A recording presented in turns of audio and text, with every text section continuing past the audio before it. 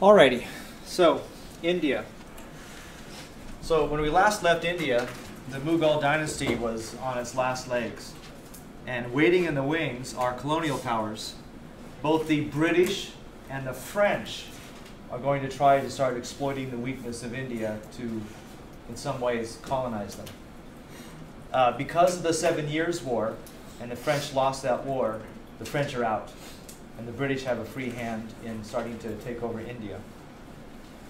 The amazing thing is that the initial entity that will seize control of India will not be Great Britain.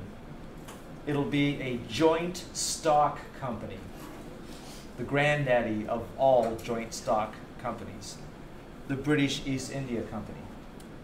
This is a for-profit, nowadays we call it a multinational corporation.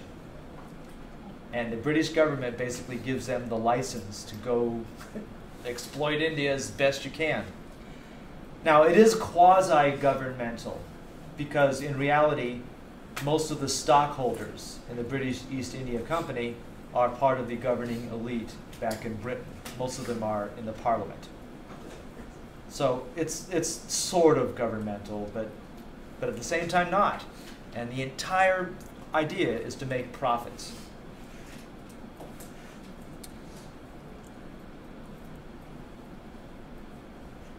They have their own coinage. They have their own army.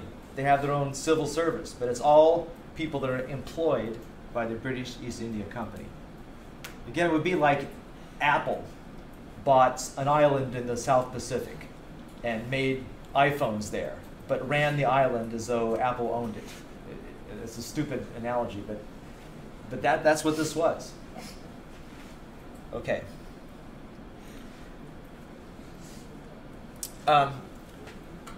The process by which the British take control over India, they don't conquer it. They don't conquer the various square miles. What they do is that they basically play off various Indian states and rulers against each other. They'll form an alliance, and then they'll take on one guy, and then later on they'll have another alliance, and they'll take care of their old. It's complicated. You don't need to follow all the steps, but that's how they do it.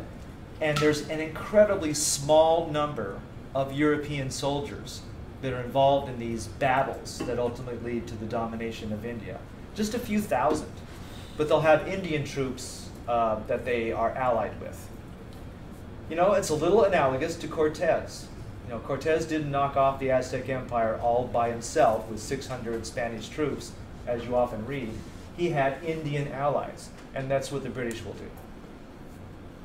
But there's some amazingly adventurous and bold empire builders, and the granddaddy of them all, I think he'll appear later on in this, but I forget when, is Robert Clive. He's the guy that gets the credit, or perhaps the blame, depending on your point of view, for the domination of India by British forces. The term sepoy is the term that means a soldier loyal to the British, working for the British East India Company initially, but he's Indian. Either Hindu, Muslim, or Sikh. He's a native-born Indian person who is a soldier, a professional soldier, working for the British Crown. Here's Sir Robert Clive. He was immensely fat. This guy was so incredibly rich, he just basically had this huge estate, filled it with Indian goods, but then got depressed and killed himself. That doesn't mean anything, but it serves him right. Okay. Major battles. So this gives you a sense of the fragmentation of India, and the British are just really good at exploiting this. The British will let individual rulers continue to rule, but ultimately they pull the strings, and all these guys have to conform their policies to whatever the British want. British soldiers in India. Now, mostly what I'm going to tell you is that India was not well served by the British colonization period. They're exploited It's imperialistic. There's lots of bad effects. There's a couple of good things. The British do say, stop this practice of women committing suicide when their husband dies. They stopped that. And that's good. There's also this really bizarre, evil cult, the sect called the Tuggies. That's where we get the modern term thug. This is a cult that was devoted to the evil goddess Kali. And these guys periodically would be sent out to strangle somebody, mostly to steal from them, to serve the goddess Kali. Is that Kali? Yeah. And the British really energetically went after these guys and pretty much exterminated them.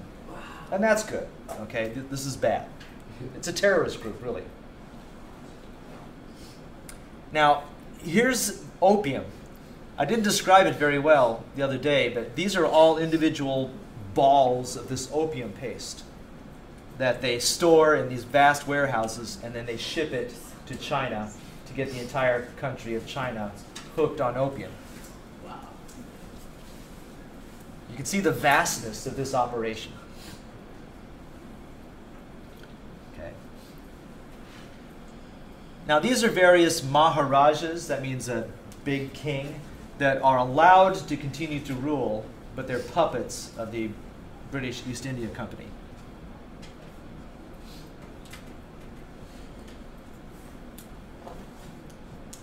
Okay. Now, I put the Crimean War up there because it has an effect on this, but also I wanted to briefly tell you about the only major war in the middle of the 1800s after Napoleon. The Crimean War was fought when Russia occupied the Crimean Peninsula, threatening the Ottoman Empire. France and Britain both told Russia, you can't do that, stop. At this time, they were really afraid of Russian expansion, especially because it might threaten India. And they wanted to prop up the Ottomans as a kind of a counterpoise against the Russians. So this is in 1855, 56.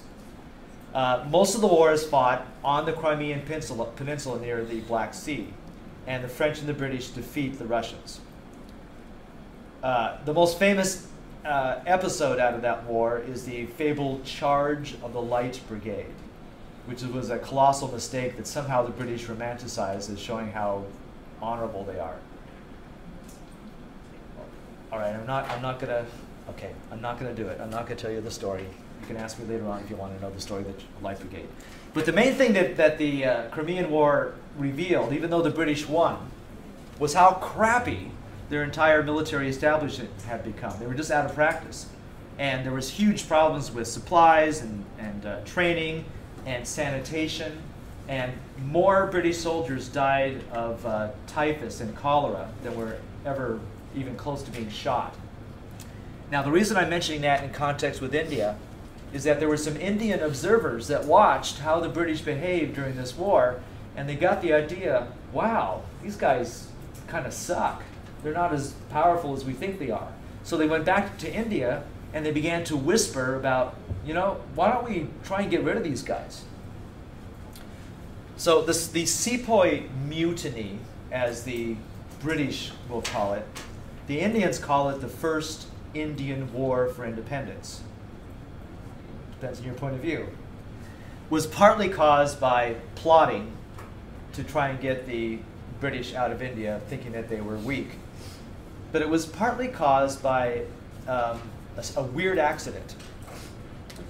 There's a brand new type of rifle that the British have now come up with called the Lee-Enfield rifle.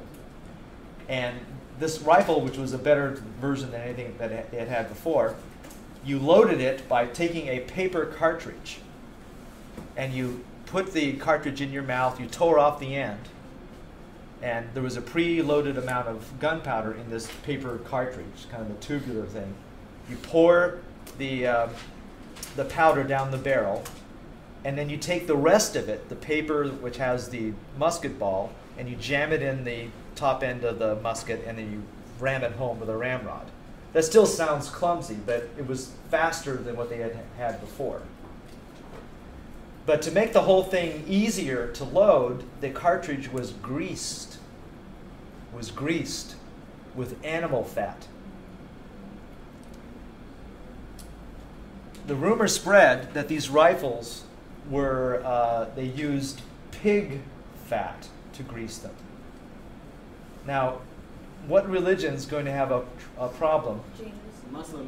Muslims, because pigs are forbidden to Muslims. And the idea that you're putting this in your mouth, that means you're consuming pig fat. So it's unclean. And the other rumor was that they were using beef fat. And who is not supposed to consume beef? Hindus, because the cow is sacred to Hindus. Wow, So either way, the sepoy soldiers were given this new weapon, and by operating it, by loading it, they're committing ritual pollution, which damages their souls.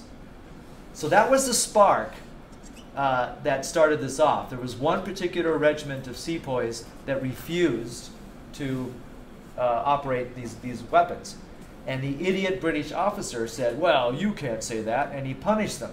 He locked them up and treated them really badly. And that enraged other sepoys, and all of a sudden, they started to rise up in rebellion. This thing turned out to be a colossally atrocious thing. There were atrocities on both sides.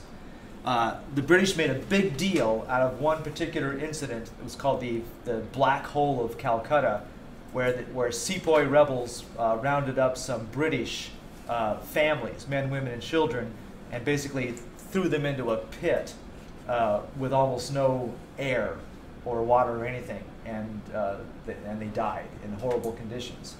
And there were some other atrocities, and also involving women and children. But eventually, the whole thing was put down. Do I have more slides? Yeah, here we are. This is mostly where it was. They did two things, the British did, to stop this. They quickly, as fast as they could, but it still took months, they got European troops, British troops to come to help put this down. But amazingly enough, there's lots of loyal sepoys, other Indians, that are still loyal to the British East India Company, and they also, with British officers, fight against the sepoy rebels, and the whole thing collapses. They lose. The sepoys lose. The rebellion is crushed. This is one of the famous episodes, the long siege of the city of Lucknow, in which the British held out heroically against impossible odds, blah, blah, blah. Now, as much as there were atrocities committed by some of the sepoy rebels in some cases, the response of the British was just incredibly over the top. They massacred thousands and thousands of Indians. Anybody they suspected of having been connected with this, they would go into these sepoy rebellion areas and just kill everybody. And most famously, they took some of the rebels that they captured. And you can see what's happening here. They're basically tied to a cannon. And then the cannon is shot. Why do that? Well, it's a way of really dramatically. Anyway. So the savageness with which this was retaliated against by the British, I'm not being biased in any way. Everybody agrees that the savageness of this was so out of proportion to what was necessary. This really sours the Indians on British rule. From this point on, the Indians are going to start to say, we hate this, and eventually we want it to end. One effect of this is the British East India Company is blamed for allowing this to happen, and the British Crown directly takes it over. So that's the end of the British East India Company being the sole guys in charge of this. And Queen Victoria, the famous long reigning monarch of India, is made the Empress of India. And it's at this point that the British begin to refer to this as the jewel in the crown, their most treasured colonial possession. And the general term for the long reign of the British over the over the India is called the British Raj. The rule, the British rule, Raj. Yeah. Pax Britannica. Now, what can I say about the effects of British rule? I mean, there's some things they do that's pretty good. They do build bridges and railways all over India, which makes India more prosperous. They do bring they bring English common law. They bring a legal system that's unified. They bring a bureaucracy that sort of organizes stuff. There's education. They give India a common language. English will become the unifying language of India. Anybody who's educated in India learns how to speak English, which helps the problem of all the many, many, many languages that are in India. India's got way more than just Hindi. There's a ton of Indian languages. Okay, so that's all good. But it's mercantilism. The entire goal of running India is to suck money out of it and resources. And I'll just give you one particular example. Lots of cotton is grown in India. Lots of it. And then the cotton is then taken in ships to Great Britain, where the factories will make cloth out of it, textiles. And then it's returned to India, and that's where Indians have to buy their cloth. Why not just let the Indians make their own cloth in India? Well, no, we can't do that because it doesn't allow for maximal profits. So the whole monopoly thing, India can't buy resources from any place else other than the British, and they can't sell their stuff anywhere else but to the British for whatever price that the British are willing to pay. The entire Indian population, and we're still talking, hundreds of millions of Indians, are kept in a subordinate status. They're not allowed to be part of the ruling elite. There's just no way you can say that this was somehow bringing civilization to India. Give me a break. This is India, one of the most civilized places on the planet, going back to the Mauryan dynasty.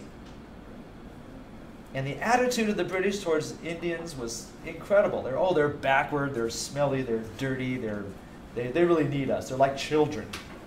The whole attitude was so incredibly condescending. It just enraged Indians. Yes? With the British East India Code, was that kind of like the thing that we just learned about with the United States intervening in Latin America, but through companies? No. The difference is that U.S. companies, even though they really, in some ways, ran things in Latin America, they still didn't directly take over any Latin American country and have their own administrators and bureaucracy. They just did investments. They let other people rule, presidents rule, but there was no direct control. The British East India Company did directly control large parts of India. Okay. Just a few quick slides. You can see what a good life this is. Look, India was the best place to go if you're from a middle-class family and you're the fourth son, and there's no prospects for you. You can't, join the army or minister. You're not going to inherit anything. You go to India. You get a job in India, and you live this incredibly lavish lifestyle. For a long time, British men were bachelors in India, and they loved it. There's this institution called the Srinagar. I forget exactly how it's... Anyway, the idea is that every British guy had his own house with his own Indian mistress. And it only started to change when occasionally some British women came over and weren't all that happy about it. But it was famous for being, you could just be some idiot, jerk, loser Englishman, and you go to India and you live the life of a king. You can get a sense of it just from these photos.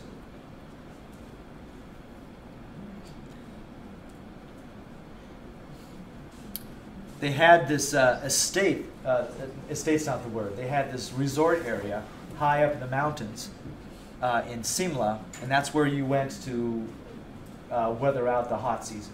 when it was unbearably hot in India, you would go to this place where it's beautiful and cool. You can see all these European-type buildings built there. It's just for the British elite.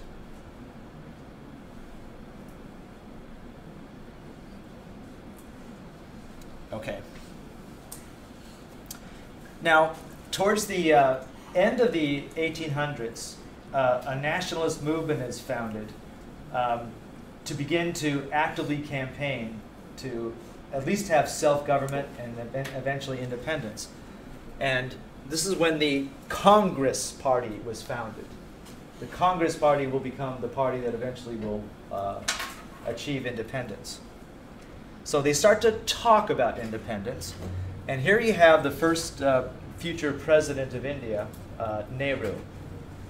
These are all educated people from what caste would you guess they're from? They're all Brahmin people.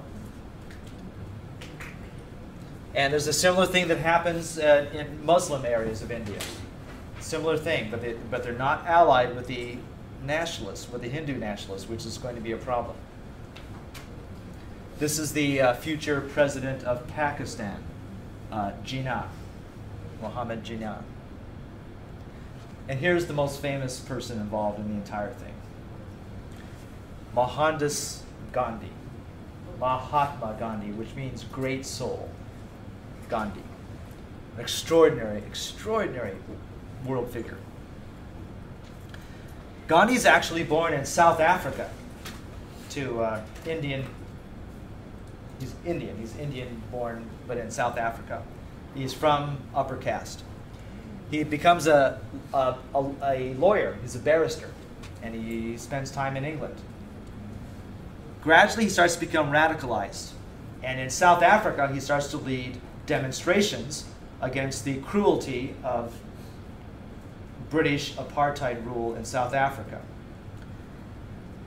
And eventually, he moves back to India, and he starts to adopt Indian clothing and mannerisms, and he starts to get more and more radicalized about the future of India. Okay, let me leave him aside for just a moment. Now, World War I happens in the early 1900s, and this is fascinating. India sent huge numbers of sepoy troops to fight in the trenches of World War I in northern France. There's thousands and thousands of Indian soldiers, thousands of casualties. They loyally support the British during World War I. But there was this understanding that after World War I, the British are going to start to lighten up on their rule, start to give some independence, at least some self-governing institutions. And they didn't. They didn't really lighten up anything. They didn't keep their implied promises. And so you start now to have mass demonstrations. There's a horrible incident that takes place in a city called Amritsar, in which there's a large crowd that are gathered in this central plaza, meeting place, and they're listening to speeches. Now, they're nonviolent, they're not armed. The local British commandant doesn't like this, and without any orders, he decides he's going to disperse it. So he has native troops. These are all Indian troops under his command. They enter this area. They've got some machine guns on a machine gun armored car, and lots of guys with rifles. And without even warning them to go away, he just tells them to open fire. And hundreds are killed, and many hundreds are wounded. This is such an appalling atrocity that this galvanized Indians to say, all right, that's it. We've had it. You guys have got to go. So from 1919 all the way up until the end of World War II, all of India is basically united behind the idea that this is it. We want you guys out. Gandhi now is adopting the characteristic dress that he'll wear for the rest of his life. He's taking basically a vow of celibacy, even though he's married. He lives an incredibly simple life. And he adopts the idea of civil, non-violent disobedience, non-cooperation. He insists that nobody try to use violence against any British soldier or official. And he organizes vast demonstrations to dramatize how much they want India out. And a lot of times these guys are beat up and treated horribly by the authorities. Gandhi is arrested lots of times and put into jail. And one of the things that he does to protest this is he goes on hunger fasts. Really long, long fasts, to the point where he nearly kills himself several times by refusing to take any food. And usually the British back off, because if he had died, there would probably have been violence, because Gandhi's the only guy that really has a moral authority to prevent large-scale violence from happening. So the British have to treat him with some degree of kid gloves. One of the things that Gandhi said is we need to stop buying British cloth and weave your own. And he set the example. He had a spinning loom to create thread, and he would sit and receive visitors, or even when he was making a speech, he'd be dressed in humble homespun, loincloth, and he'd be spinning this, and his basic message was, we got to stop cooperating with this British mercantilism exploitation that's happening. So it gradually gets to the point where the British are being shamed, both by British idealists who start to feel bad about this in the eyes of the rest of the world. But World War II intervenes, and everything's put on hold. World War II happens. Again, Indian troops loyally fight on the British side against the Japanese. And finally, when World War II is over, it's not solely because of idealism. It's because the British are broke. They're exhausted. They don't have the resources to continue to control India.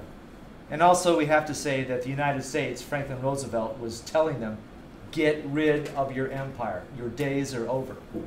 They didn't like hearing that, but the United States is now the #1 power in the world, and Britain's going to have food rationing after World War II, all the way through the 1950s. They are broke, exhausted by 2 world wars. And that's largely why they get rid of their empire, especially India. This is the last viceroy, the viceroy. You can see where it is, assistant king, like vice president. His name was Mountbatten. And his charge was to finally get rid of India. Now, the British bear a huge amount of responsibility for what happened. They badly managed this. I've told you the story already in some other context, that the Muslims didn't trust the Hindu majority to treat them well, and Jinnah and other guys insisted that they have their own country. So when it became clear that that had to be the case, and it broke Gandhi's heart, by the way, he was just devastated by being unable to persuade the Muslims to stay in the country. The British had some bureaucrats that just took out some maps, and they said, oh, okay, well, let's just have it go here. They just drew the lines on here with not any real careful study. And there's no negotiation. They don't talk to Indian Muslims or Hindus at all. They just draw this stupid boundary, and then they set a date and say, okay, that's it. Now we got Pakistan and India. And there's no troops. There's no British military presence to try to keep order. They just say, go at it, here you go, good luck with your country. And as I've already told you a couple of times, there's incredible violence, especially here, as Muslims go from here to India, and then Hindus go, sorry, that's the wrong way. Hindus living in this area move back into India, giving up their homes that they've been there for generations, perhaps.